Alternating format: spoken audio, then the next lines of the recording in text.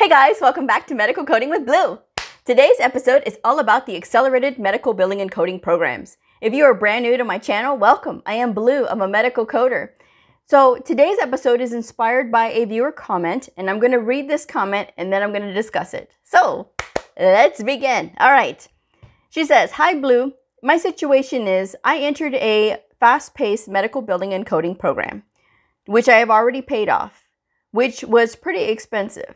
I was under the impression that classes would be more informative. However, we only meet on Sundays and it's only for 6 hours a week and the rest is self-study. I have a certification in medical terminology and have years of experience in the clinical field. However, I thought I would learn anatomy and physiology during this course, but that is just not the case." He says we only need 1 hour of study per day in the beginning, and it seemed fairly easy. Now 3 months into the program, I feel so lost. However, I shared this class with nurses and medical students, and they seem to grasp everything. And I feel so lost and like I'm going to fail. I wish I had put my money towards an actual course, but I have 2 relatives who took this same course and passed, but only one is working in this field. I feel so unsure, but I do want to do medical billing and coding, and I find myself very fascinated with it. However, I feel I need more training. What should I do? I test for the CPC exam in 2 months. Also, I forgot to mention that when I ask questions about anatomy, he replies, "Just Google it." So I'm honestly not sure how to ask for help or if his replies are to just Google it. It doesn't make me believe that he is here to ensure that I succeed.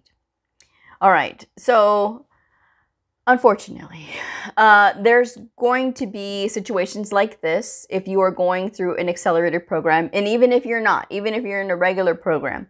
I have always recommended that you guys ask lots of questions before you sign in that dotted line, before you hand over that money. Because when it comes to the field of, or the industry of adult education, they want to be able to sign up as many adults as they can for education. But it is difficult when adults are adults, and to convince them to go back to school is a lot. And to do that is quite a feat. So they have to be able to do and say anything and everything that they can to romance you into getting into this field and studying it. Now, the fact that your instructor says to just Google it, that is his way of saying that you need to get resourceful. And there's a better way that he could have done it. But sometimes these instructors are bound by a script that they get from the school. And they tell them, you will follow this script and you will teach the class this way, and not allow the instructor to, teach the students about critical thinking. Okay, so that may be the case here. I don't know. I'm not trying to say anything about the guy. I don't know. Like I said, when it comes to what specifically is happening here, I can't really speak to that, but I can say that that's pretty much what he is trying to say, is to get resourceful. Now, the wonderful thing about YouTube is that it's YouTube. There's anything and everything that you want to learn about: anatomy, physiology, medical terminology, even pharmacology, even HIPAA, and even coding. It is all here. You can look and see if there are videos out there to help you if you're stuck on something with medical coding. I don't watch any of the other medical coders channels.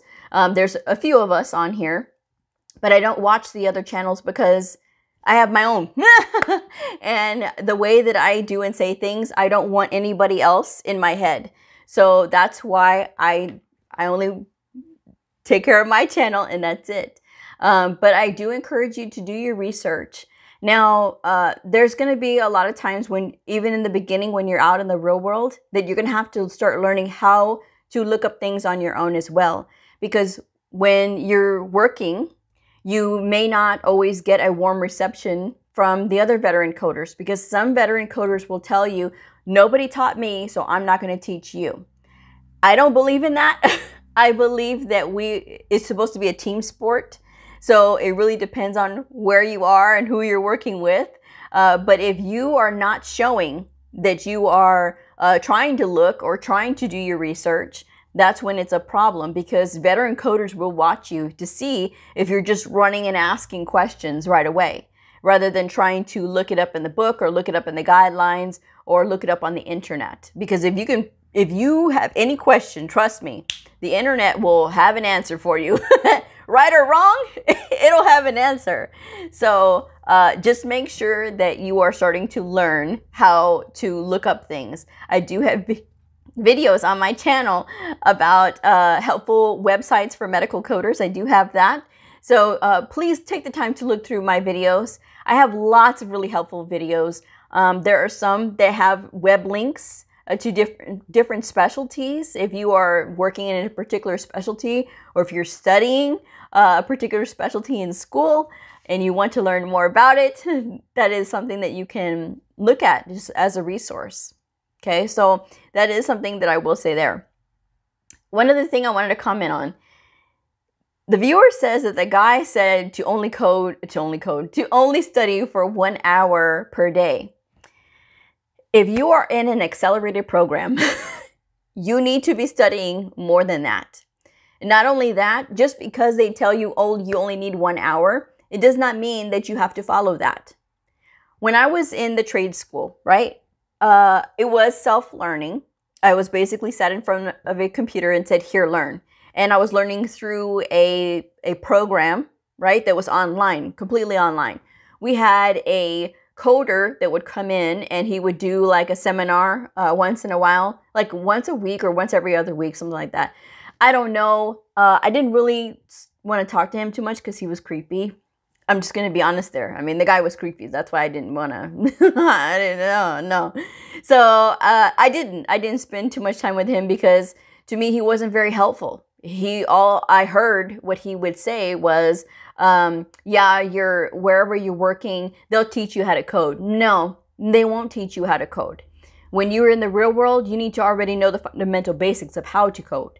You're going to learn like their software systems when you're brand new. Yes. You may learn facility specific things when you're brand new. Yes. But the fundamental basics of coding, you need to already know. So the fact that he said to only study for 1 hour, that is really low. So back to me being in this program, I'm getting through at a pretty good pace because I was very determined to get through. I am a studier, I'm a reader, so that helped me. And I actually set a record for the school. The program is supposed to be 9 months. I made it through in 6 months, but I don't recommend that for everybody.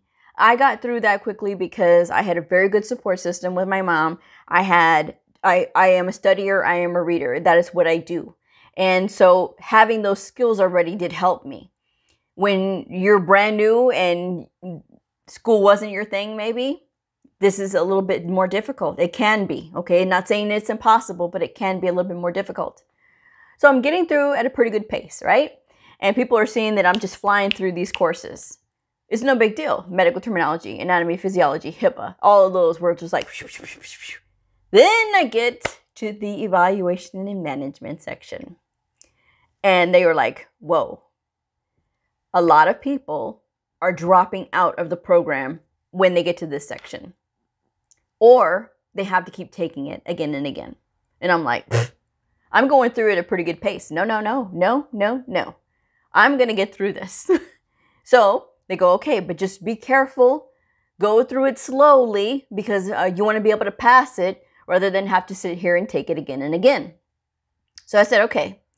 So the way that they had it set up was we would do certain parts of the book and we would do like the sections and the little quiz questions at the end of the chapters and things. That was how they had set it up. And then there was chunks of this book that were just not covered because they only could do a certain amount or something like that. And so I'm in this study group with these ladies, right? And they're looking at me and I'm going through it and I'm reading literally everything. I literally read every single page of this book. Don't ask me how many pages it was. It was a thick book. But I literally read that book cover to cover. Because I said to myself, I have to go above and beyond because this is not explained to us. And yes, it is a lot. It was not explained to us. I have to try my best to understand everything, so I'm going to read everything. Well, the study group that I was in, these ladies were like, what are you doing? And I'm like, I'm reading everything. And then they go, well, we don't have to do that. Why are you doing that? That's just too much. And I go, here's the thing. I don't want to have to repeat this course. I don't want to have to go back and keep doing this again and again. So I'm going to read from the very beginning to the end. Well, you know, that you're just doing too much. And I go, I'm not going to sit here and go through this same course again. I'm going to do it this one time. And I'm like, I don't want to have to go through several times. And they go, well, that's not fair, Blue. You know, we're not getting instructed. That's why you have to dig in and do the extra study if they're not giving you instruction. It's up to you to be the master of your own success. You can't rely on other people to help you to be successful or to ensure your success, because the onus is on you. The onus is right here. No one else. When you go in and take your certification exam, nobody's going to pass that exam but you. Not your instructor, not your friends, not your family. It's going to be on you. If you don't pass, because you didn't pass. If you pass, it's because you passed. You may have had really good support too, but you were ultimately in the driver's seat taking that exam. So that's the lesson here, is that yes, when you're going through these accelerated programs, you're going to get a Cliff's Notes version of what a program should be. You got to be able to fill in the rest. And you got to do all the extra study. If you are working right now and you're trying to go through one of these accelerated programs, you need to be studying 20 hours per week. Blue, that's too much. That's a lot. Okay. It's temporary, right? When you're in these programs, it is temporary. You want to set yourself up for success. When you go to take your certification exam, just because you pass doesn't mean that you're going to be able to pass an assessment test when you get out into the real world. When you get in the real world, they're going to test you every place that you go. So when you get this test, if you can't pass that test, you're not going to get a call back. So again, if you're working, you need to be studying 20 hours per week on top of your regular work week. So say you work 40 hours a week, you need to be studying 20 hours a week. 5 hours on Sunday, 5 hours on Saturday, 2 hours during the week. That's 20 hours. It is doable. Or do whatever you need to do to adjust the hours and do what you have to do. It's fine. But I'm just giving you guys an example. If you are not working and you are only in school, this needs to be your full-time job. You need to be going 40 hours per week. If you're only meeting 1 day per week, say you're meeting the 6 hours, then you need to be doing 34 hours of study on your own. Reading, going over the books, doing flashcards for anatomy, physiology, and medical terminology, learning your prefixes, your suffixes, and your root words. Because like I tell you guys, don't try to sit there and memorize tons of medical terms that you may never need. Learn your anatomy, your prefixes, your suffixes, and your root words. That way you can piece together words and you'll always know. Okay? I do have a Patreon channel. I'm going to plug my channel for a second.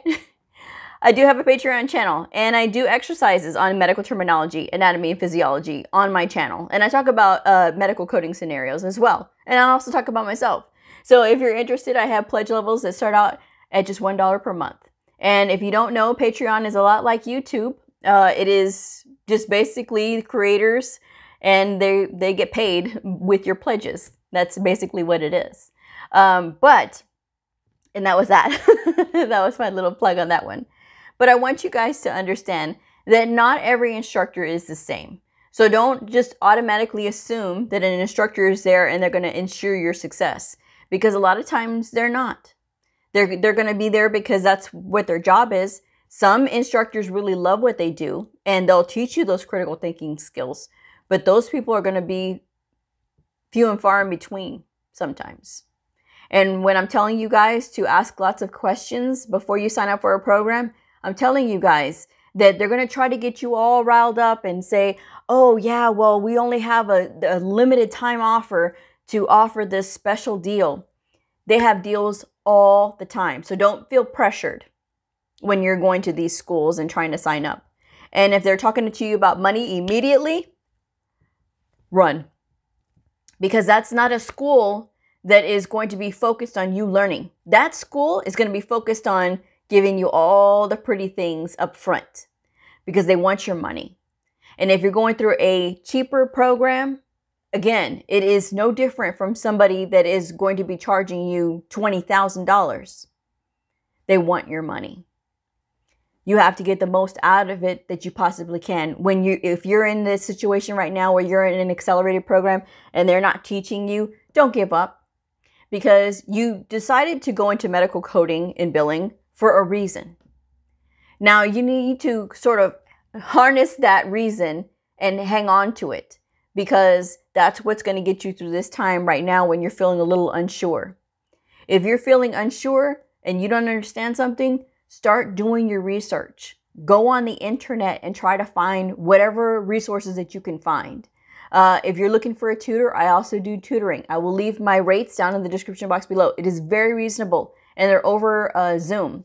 There are other medical coding tutors out there. If you look on LinkedIn, I'm on LinkedIn if you're interested under Medical Coding with Bleu. LinkedIn has lots of medical coding tutors as well. So there's a variety and there's choice. So you are totally up to, it's totally up to you, whatever you want to do. But sometimes I think with people, when they're trying to learn these things, sometimes they just have to have somebody to explain whatever it is that's throwing them off. And if you can find somebody to explain it to you, it's the best investment that you could probably ever give yourself, because it's going to give you that more confidence to be like, oh, now I understand. The light bulb is on. Now, in my videos, I always try to give you guys helpful websites that you can go to. JustCoding.com has a free subscription side that does allow you to access free quizzes for diagnosis coding and for procedure coding, for inpatient and outpatient coding. It is totally awesome. This is not an ad for Just Coding, but it is a very valuable resource. And I always see them at conference every year, and doing research for my channel to bring you guys these helpful things. I went to their website and I found that out. I was like, oh, well, let me share this with my audience. So again, look through my videos, guys. I have helpful tips for medical coders videos in all of my videos. You can just look in the little magnifying glass and just type in whatever it is, whether it's job listing reviews. A lot of times people ask me about that. What are employers looking for? It is literally telling you in the job listing what these employers are looking for. And as far as the viewer saying that 2 of her relatives have, gone through the program and only one is working and one is not, the reason that it is very difficult to get hired as a brand new medical coder is because of what they pay us. That's number one. And the fact that we are responsible for so much. So they want you to already know what you're doing, which is why you have to make sure that you're studying so that you do understand what you're doing when you get out into the real world. Because if you apply everywhere, like I tell you guys to, regardless of whether they're asking for experience or not, still apply anyway. Because a lot of times, these employers can't find qualified people in the area. They'll take a chance on somebody that's new. But how do they know you if you don't apply? So you have to have a really good cover letter and you have to have a really good resume. And I'm going to keep harping on these 2 things because it is very important. This resume and cover letter is what is going to be your first snapshot with that potential employer. So that is why you need to make sure that you're looking at those job listings and putting all those transferable skills that you have in there. And anything that is listed in that job listing that you can do, then you need to make sure that that's in there. Because a lot of times these job listings will ask you to be proficient in medical terminology, anatomy, and physiology. And if you leave this off of your resume can get looked over. Like passed over, because they don't have what we need. Next. They don't have what we need. Next. It's very, very much like that. So you have to take every advantage that you can. And if you have a certificate in medical terminology, then you need to put that on your resume. If you've had previous background with anatomy and physiology, you need to put that. If you learned anatomy and physiology, you need to put that. It is important how your resume and your cover letter looks. It can't look like everybody else's, guys, because a lot of times these employers are getting over 100 different resumes, and you have to be able to stand out, because I sure wouldn't hire somebody that looks like everybody else. I want somebody who can be very detailed and is detailed in their resume, that they learned ICD-10-CM, that they learned CPT coding, they learned ICD-10 PCS coding, everything. Did they do a externship? Did they volunteer somewhere in a clinic or in a hospital or something like that? Then you need to put all of that experience on there as well. And that's just my advice on that one. But yes, you have to go above and beyond what they're telling you to study. And to circle back to the evaluation and management situation, I passed it the first time I took it. So that is something that I was able to do because I really applied myself.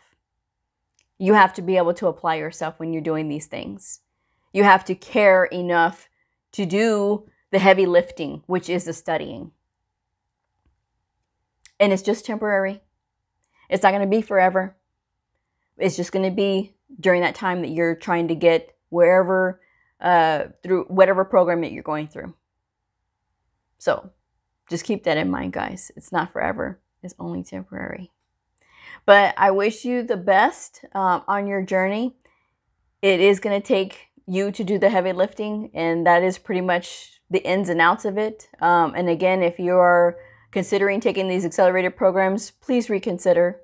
Go through a program that is either 9 months, 12 months, or 18 months, because that's a more digestible length of time rather than something that is so accelerated. You're going to be so lost. You can be the smartest person ever, and you can still be lost. I know doctors and nurses who have a hard time understanding medical coding. And even though the viewer says that they seem to grasp everything, you never know what people are hiding. I'm just saying. So I'm going to go ahead and wrap this one up. I hope you'll join me for tomorrow's Q&A Tuesday. And remember, tomorrow is going to be the start of Vlogmas. I'm going to be doing a separate announcement video about that. So I will go ahead and wrap this one up. If you are a medical coder, a medical coding student, somebody curious about the fascinating world of medical coding, a provider, or a nurse, I invite you to like and subscribe and follow me on my journey in medical coding. I will see y'all next time. Bye!